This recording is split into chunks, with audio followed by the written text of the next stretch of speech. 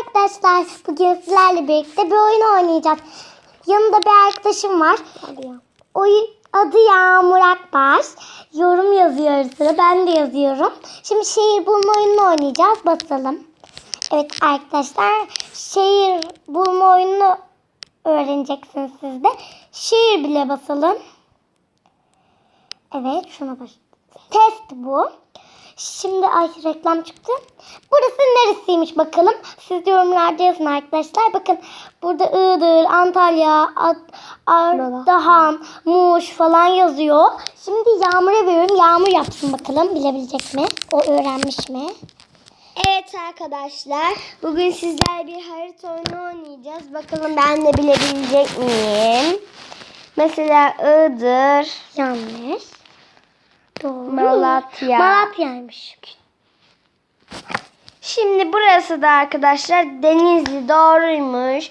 Burası da Yozgat olmalı. Kırşehir, Aksaray ve doğruymuş. Peki burası şimdi Çankırı var, Eskişehir var, Niğde var ve Kahraman var. Bence Kahraman düşünüyorum ama doğruymuş. Peki burası Bursa, Çanakkale'ymiş. Burası kesin İstanbul'dur ve doğru arkadaşlar. Burada Eskişehir, Sivas, Niğde ve Nevşehir. Ben Sivas, bence Niğde doğru. Şimdi Erzurum, Tunceli ve Bingöl, Malatya var. Bence burası Tunceli, Bingöl. Evet, Bingöl'müş arkadaşlar. Burası Elazığ olmalı. Kars, Tunceli, Ağrı'ymış. Bak, ben haritayı çok iyi bilmiyorum.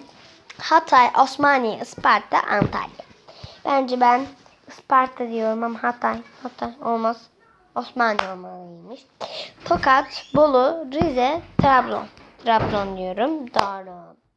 Burada Konya, Sivas ve Kahraman Yozgat var.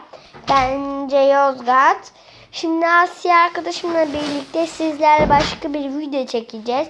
Abone olmayı unutmayın. Ve sürekli bize bir sürü şeyler yazabilirsiniz. Sakın ama videolarımızı izlemeyi unutmayın.